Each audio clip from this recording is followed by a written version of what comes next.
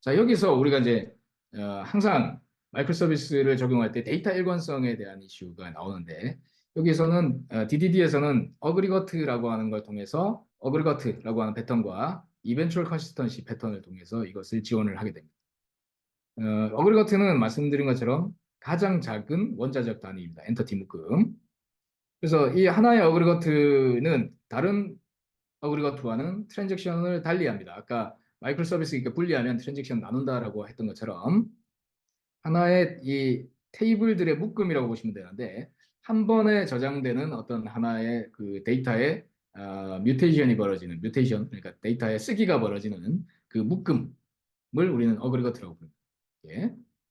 그래서 이들은 이 하나의 묶음 내에 있는 데이터는 일관성을 꼭 유지할 수밖에 없는 최후의 보루라고 보시면 됩니다. 그러니까 그러면 이 모든 게 다 트랜잭션이 묶여야 된다고 우리는 생각을 하잖아요, 사실은. 그러니까 우리의 그 유즈 케이스 단위로 우리는 트랜잭션이 묶여야 된다고 생각을 하거든요. 근데 현실에서 봤을 때 꼭 그렇진 않다. 우리는 이 어그리거트라고 하는 것을 이 불변식이라고 하는 거, 인베리언트라고 하는 걸 통해서 할 건데 우리는 데이터의 일관성, 여기 보시는 것처럼 태스크가 여기는 이제 백로그 아이템이라고 하는 어그리거트인데 백로그 아이템이라고 하는 거 우리 뭐 스크럼에서 이야기하는 거죠. 태스크가 하나도 안 남아 있다면 그러니까 스테이터스가 이 백로그 아이템이 done이다라고 하면 태스크에 어, 남은 그 시간은 하나도 없애야 된다. 다 제로가 돼야 된다. 이거는 이 데이터의 일관성을 이야기하는 거죠. 데이터라기보다는 이 개념의 일관성. 그러니까 백로그라는 개념이 done이라고 하는 상태가 되면 태스크는 남아 있는 게 없어야 돼라고 하는 이 백로그라고 하는 것의 정의입니다. 이 것의 정의가 이렇다는 거죠. 그러니까 이 개념 자체가 가지는 데이터의 일관성을 이야기를 합니다. 그게 이제 불변식이거든요. 이건 이렇게 될 수밖에 없다라고 합니다. 그러한 것을 우리는 불변식이라고 부르고 이것을 벗어난 유즈 케이스에서 우리가 담아 있는 것까지 다 담는 게 아니라 자, 한번 예를 들어서 쉽게 좀 보면 우리가 내가 주문을 이렇게 했어요.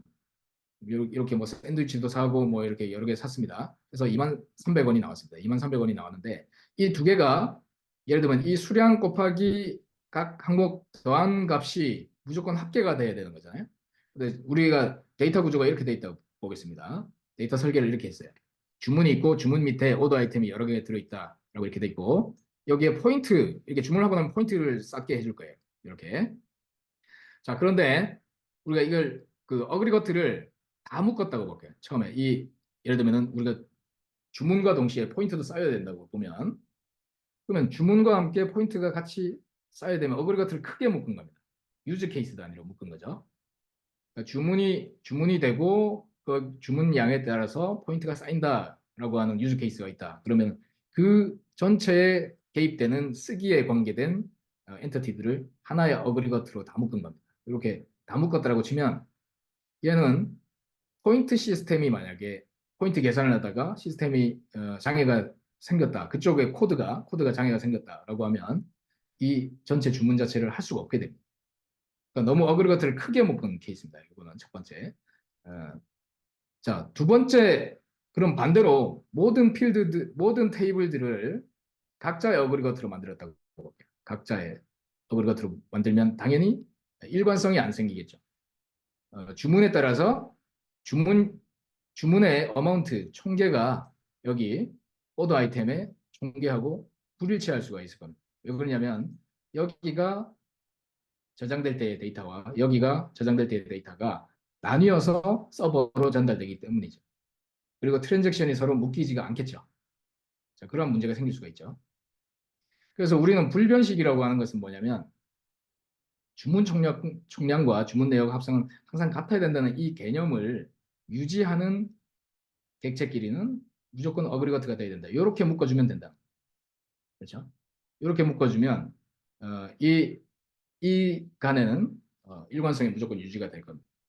자, 그런데 우리가 왜 이 어그리거트라고 하는 거를 왜 가장 작게 도출하려고 하는 원칙을 갖고 있냐? 그래야만 이 이외에는 이 어그리거트를 벗어난 대상끼리는 아까 말씀드린 펍섭을 가지고 이벤추얼 컨시스턴시 나중에 트랜잭션이 묶여도 괜찮아라고 하는 그 유연성, 루즈리 커플된 설계를 유지할 수 있기 때문에 그러면서도 트랜잭션을 유지할 수 있다는 거죠. 그래서 이게 양날의 칼처럼 보이기 때문에 트랜잭션이 꼭 유지되어야 된다라고 하는 업무의 영역과 트랜잭션이 이벤츄얼 컨시스턴시로 분리되어도 괜찮은 영역을 잘 나누는 것이 트랜잭션 설계의 중요한 부분이 되겠습니다. 그래서 이러한 그 설계를 쉽게 하는 도구, 그러한 실전법이 오늘 소개해드리는 이벤트 스토밍이 되겠습니다. 기존의 전통적인 그 ERD나 UML 같은 경우에는 앞서 이야기한 이러한 전체를 정규화하고 일반화하는 것에 최적화가 되어 있습니다. 그래서 공통 테이블들을 최대한 재사용하는 관점을 어, 지향하고 있고요. 이벤트 스토밍에서 지금 이야기하는 이 멀티 도메인에서 이야기하는 것은 각 서비스들 간의 연동을 가능한 이벤트를 기반으로 해서 이벤츄얼 컨시스턴시로 서로 분리해서 연동시키게끔 하는 그러한 설계를 지향하게 됩니다. 그런 차이가 있습니다. 그래서 이벤트 스토밍을 이제 소개를 좀 드리면 이 방법은 이런 실제 벽면에다가 이렇게 스티커를 우리가 여러 사람이 이런 프로젝트에 관계된 여러 도메인의 사람들이 서로 모여서 우리 도메인에서 어떠한 이벤트가 발생하고 거기에 따라서 어떠한 일들이 처리돼야 되는지를 이렇게 애자일하게 서로 커뮤니케이션 해가면서 이렇게 진행을 하게 됩니다. 거기에 사용되는 스티커의 색상들을 좀 가볍게 살펴보면 오렌지색은 발생한 이벤트를 뜻하고 이벤트에 따라서 누가 그 이벤트를 발생시키는지가 이 액터로 표현을 하고요. 그리고 커맨드라고 해서 의사결정, UI, API 이런 것들을 하늘색으로 표현을 하게 됩니다. 간단히 이런 것들을 스티커로 이제 가지고 있는데 예시를 들어서 쉽게 이해를 해볼 수가 있는데요. 주문이 발생했다라고 하는 사실이 있다면 그걸 이벤트 이렇게 오렌지색 스티커를 쓰게 됩니다. 주문이 발생했고 그에 따라서 배송 배달이 벌어진다. 이렇게 그런 다음에 이 이벤트를 트리거하는 API나 혹은 그 행위를 두 번째로 뽑습니다. 두 번째로 이 하늘색 스티커를 그 앞에다가 붙이는 거죠. 그 발생한 이벤트의 앞에다가. 자, 그러면 이게 입력이고 이게 아웃풋이 되는 거죠. 이런 일이 벌어졌을 때 이 결과로서 이 이벤트가 발행된다 이렇게 해석을 하시면 되겠습니다. 그런데 여기 보면 이 하늘색은 사람이 하는 업무입니다. 사람이 하는 업무. 하늘색은 의사결정이라고 그랬습니다. 사람의 의사에 따라서 할 수도 있고 안 할 수도 있고 버튼을 같은 거죠. 그리고 버튼을 누를 수도 있고 안 누를 수도 있고 주문 버튼을 눌렀다 이렇게 보시면 되겠죠.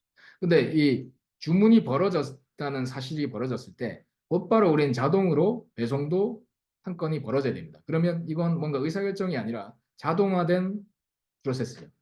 그건 우리가 라일락색 스티커를 붙이게 됩니다. 자, 그러면 자연스럽게 여기와 여기는 펍섭 관계가 됩니다. 퍼블리시, 서브스크라이브 관계가 됩니다. 그렇기 때문에 요 영역과 요 영역과 요 영역이 이렇게 서로 좀 나뉘어지게 됩니다. 여기의 관계는 이벤츄얼 컨시스턴시로 볼 수가 있는 거죠.